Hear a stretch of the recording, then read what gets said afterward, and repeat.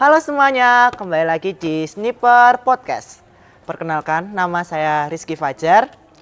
Nah, di episode kali ini kita bakalan membahas tentang SPMB atau Sistem Penerimaan Murid Baru.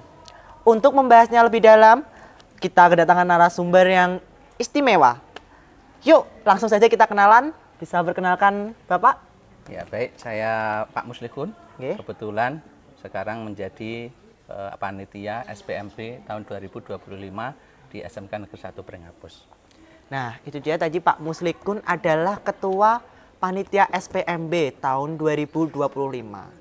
Oke, langsung saja kita simak informasinya tentang SPMB bersama Bapak Muslikun dan bersama saya.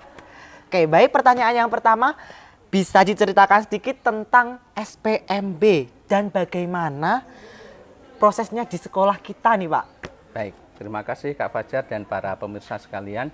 Jadi SPMB adalah sistem penerimaan murid baru dengan menggantikan istilah yang sudah lalu atau tahun lalu yaitu PPDB. PPDB. Nah, jadi istilahnya baru ya Kak ya, Oke. kayak kuliah aja. Jadi ini adalah sistem layanan bagi para peserta didik baik di tingkat dasar, menengah maupun lanjutan yang akan melanjutkan studi atau belajar di jenjang atasnya. Oke. Dan penerimaan sistem penerimaan murid baru ini secara online Kak gitu Kak. Online ya Pak. Berarti tidak offline. Tidak, kita online. Semua. Oke, baik. Berarti secara online semuanya Iya, online ya Pak? online. Kecuali daftar ulang ya Pak? Berarti. Daftar ulang, ya kalau daftar ulang peserta didik atau murid baru harus datang ke sekolah yang dituju. Oke, baik Pak Mus, langsung kita lanjut ke pertanyaan yang kedua ya pemirsa. Sebagai Ketua SPMB, apa tanggung jawab utama yang Bapak jalankan selama proses penerimaan ini Pak? Baik, sebagai ketua panitia SPMB tentunya saya harus memastikan bahwa tahapan seleksi penerimaan murid baru ini berjalan dengan baik. Dari pengajuan akun, kemudian verifikasi dokumen, aktivasi akun, sampai dengan daftar ulang bisa berjalan dengan baik dan lancar. Oke, berarti itu tetap bakalan ada kendala-kendala gitu Pak yang dihadapi Pak Mus Dalam sebuah gitu. proses pastinya ada Kak. Iya. Nah, kayak gitu pasti ada setiap program, setiap proses khususnya SPMB pasti akan muncul kendala-kendala yang ada, tapi kami sebagai panitia akan mencari solusi. Tentunya kita berkoordinasi secara berjenjang baik dengan teman-teman panitia di sekolah, kemudian kepala sekolah, kemudian cabang dinas dan dinas induk provinsi kayak gitu. Oke, lanjut ke pertanyaan berikutnya. Apa saja jalur pendaftaran yang dibuka SPMB pada tahun ini dan apakah perbedaan dengan tahun yang sebelum-sebelumnya nih Pak Mus? Baik, untuk tahun ini SMK ya, SMK negeri kata akan menyampaikan khusus yang SMK ya Pak. Nah, ya Kak ya. Jadi SMK negeri itu untuk seleksi penerimaan murid baru tahun ini jalurnya sama. Jalurnya sama dengan tahun yang kemarin, yaitu jalur prestasi, kemudian domisili terdekat dan afirmasi. Kemudian untuk persentasenya Kak, ini ya persentase masing-masing jalur untuk SMK negeri itu untuk jalur prestasi sebanyak 75% dari daya tampung yang ada. Kemudian untuk jalur domisili terdekat itu ada 10% dari daya tampung yang ada. Sedangkan untuk jalur afirmasi itu besarannya adalah 15% dari daya tampung yang ada. Lah berapa daya tampung kita tahun ini? Ada 432 siswa yang akan diterima di sekolah kita SMK Negeri 1 Brenghapus gitu Kak. Oh iya. Wah, lumayan banyak ya Pak, 432 siswa. Lah, kalau semisal nih Pak, itu tuh muridnya bertambah, bagaimana dong? Muridnya bertambah dalam artian pendaftarnya. Iya, pendaftarnya tuh membludak gitu loh Pak. Baik. Jadi tren kita ya Kak, sekolah kita itu sekolah yang cukup peminatnya tinggi Kak. Oke. Karena banyak lulusan siswa-siswa SMP itu berminat untuk masuk di sekolah kita. Buktinya apa? Buktinya dari kuota atau daya tampung yang kita miliki 432 itu ternyata mereka yang mau memilih atau menjadikan SMK kita sebagai pilihan itu sampai hari ini aja atau kemarin per tanggal 11 ya, itu sudah 600-an calon murid baru yang sudah melakukan aktivasi akun di sekolah kita. Harapannya dari 600-an anak itu, harapan kami bisa mendaftar dan ikut seleksi di SMK kita. Jadi ada sistem seleksi nih Kak, dengan berdasarkan jalur yang ada tadi. Oke.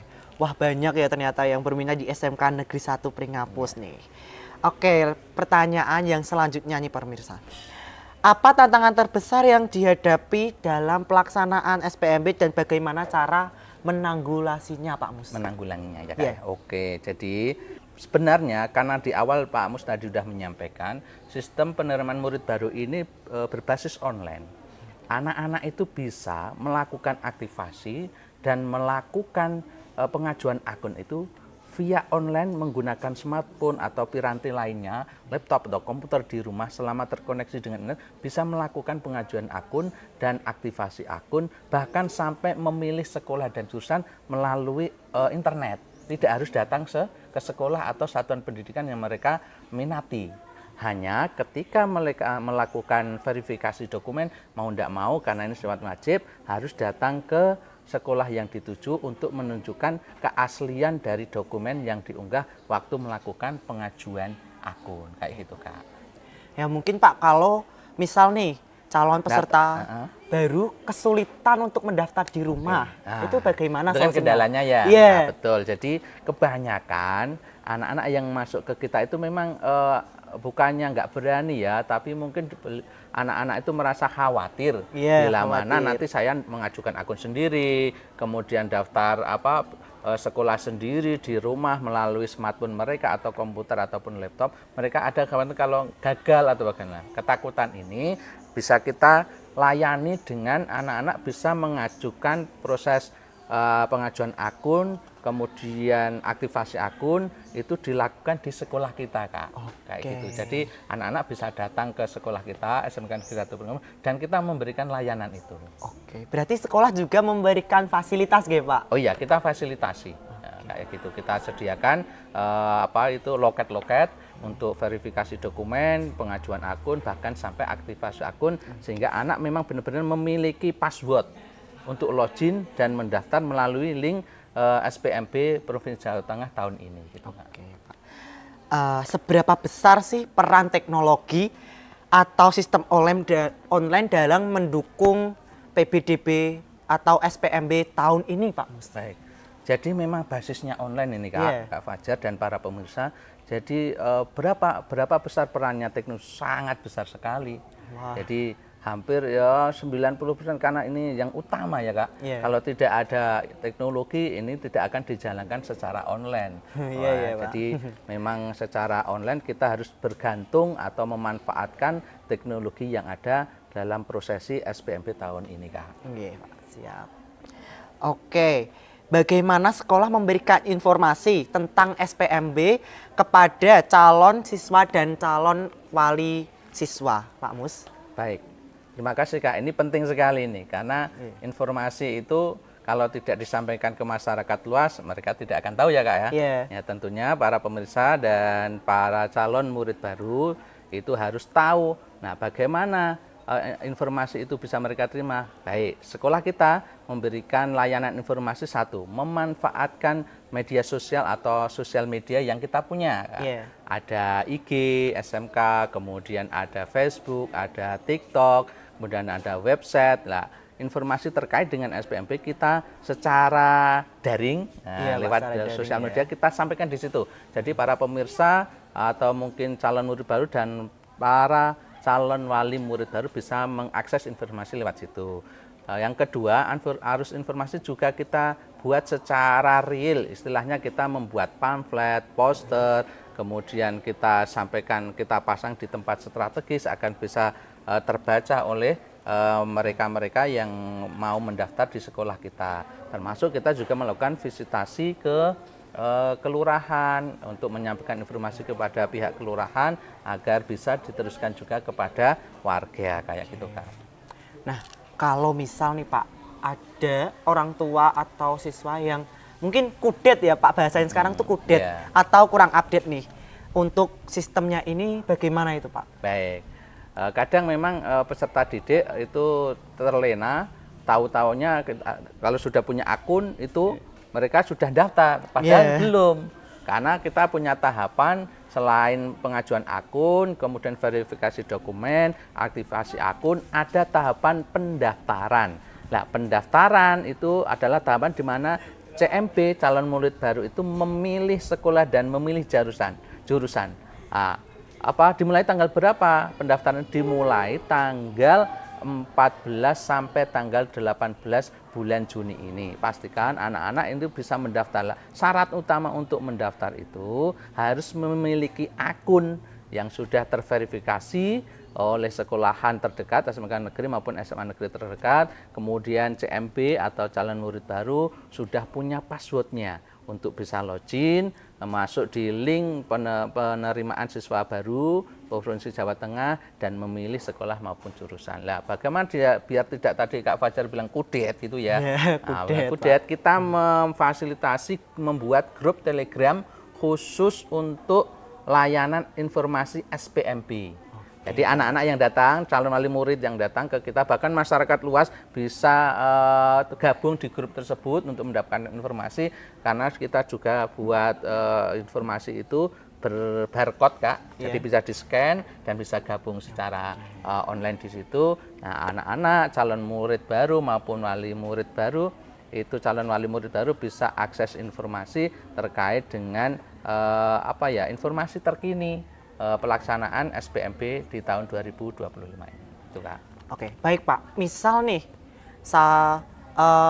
calon murid baru tidak memiliki akun Telegram, itu bagaimana Pak Mus? Akun Telegram? Nggih. Nah, memang beberapa calon murid baru atau calon wali murid baru itu tidak punya aplikasi Telegram maksudnya ya Kak. Ya, kita arahkan anak-anak ini sekaligus mengedukasi mereka bahwa sosial media tidak hanya WhatsApp saja, tetapi juga ada Telegram.